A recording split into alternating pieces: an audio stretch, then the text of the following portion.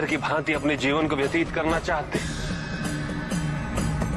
स्वतंत्रता और आत्मसम्मान के साथ, क्योंकि अपने आत्मसम्मान की रक्षा तो आपको स्वयं करनी होगी, या फिर आप सभी अत्याचार को सहना चाहते हैं। प्रतिपल, प्रतिदिन ऐसे मरना चाहते हैं आप सब। इन दोनों स्थितियों मूल्य तो हमें ही चुकाना होगा, किंतु आपको चिंता करने की कोई आवश्यकता नहीं है।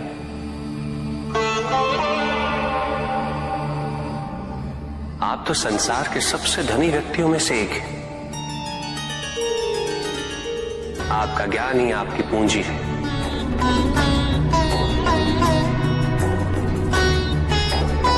ज्ञान का दान तो संसार में सबसे महत्वपूर्ण दान होता है,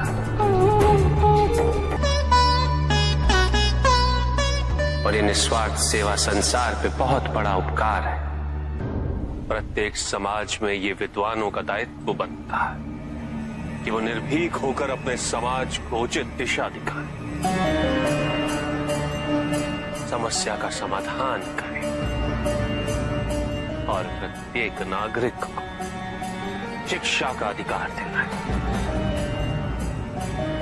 और शिक्षा व्यवस्था में अपना अपना योगदान दें। ये मात्र भय है, अन्यथा विचारों की स्वतंत्रता भी कोई छीन सकता है? कभी नहीं। आप सभी ने अपने स्वार्थ और अपनी सुरक्षा के अपने अपने दायित्वों का परित्याग कर दिया, किंतु स्मरण रहे, यदि आज आप सब ने बलिदान नहीं दिया तो आने वाले समय में इसका परिणाम आपकी संतान को भुगतना होगा।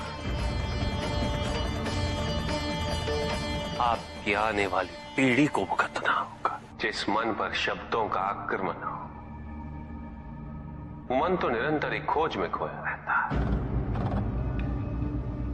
कभी शास्त्रों में, कभी पर्वतों पर, कभी समुद्र के किनारे, तो कभी तीर्थ स्थलों पर, कभी मंदिरों में, कभी वन में, किंतु जो वो खोज रहा होता है वो कभी मिलता नहीं,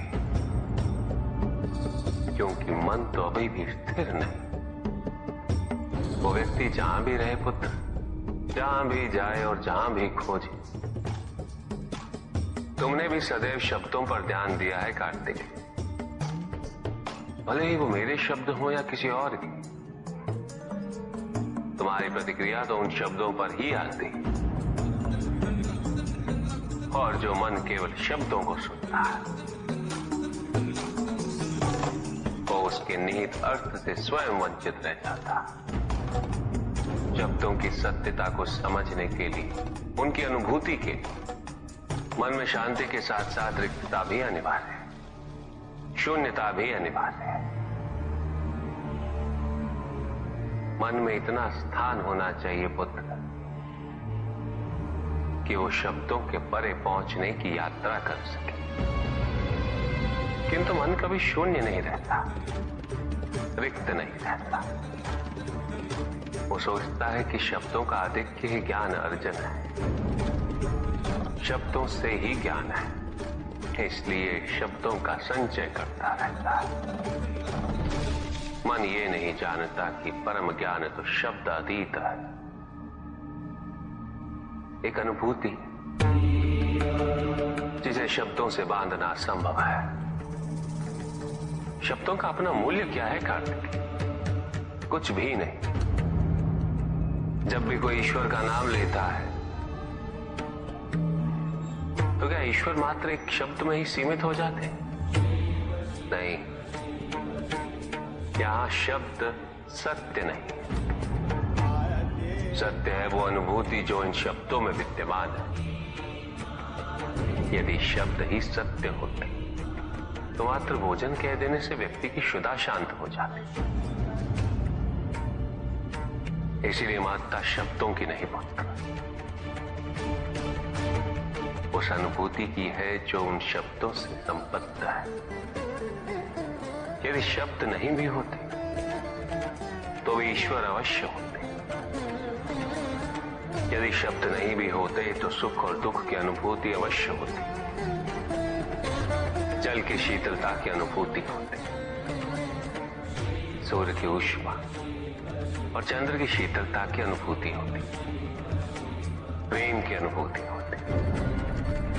किंतु यदि अनुभूतियां ना हो तो शब्द निरर्थक है। शब्दों से तृप्त हो जाना ज्ञान का अंत है, अज्ञानता का प्रारंभ है। ज्ञानी वही है जिसके पास अनुभूतियां, अनुभव हो, और उसके लिए मन को शांत व रिक्त तो करना ही पड़ेगा पुत्र।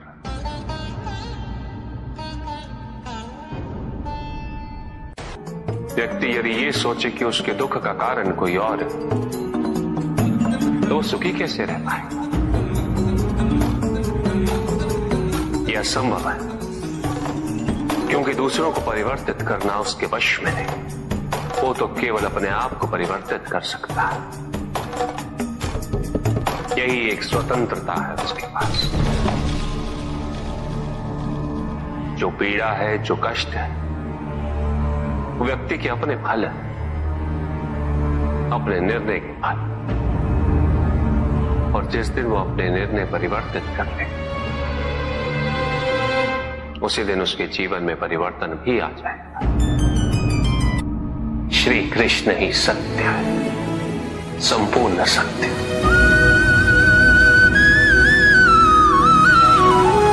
जिसमें संपूर्ण धरती का भार उठाने का सामर्थ्य है। पृथ्वी पर ऐसी कोई भी सेना नहीं है बाणासुर जो श्री कृष्ण का सामना कर सके। ऐसा कोई भी योद्धा नहीं है संसार जो उनकी इच्छा के विरुद्ध उनके समक्ष या उनके विरुद्ध खड़ा हो सके।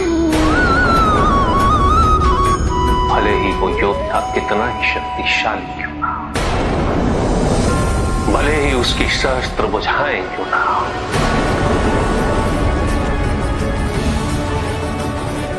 भले ही उसकी भुजाओं में सहस्त्र हाथियों की शक्ति क्यों ना हो, किंतु वो तो एक साधारण मनुष्य है।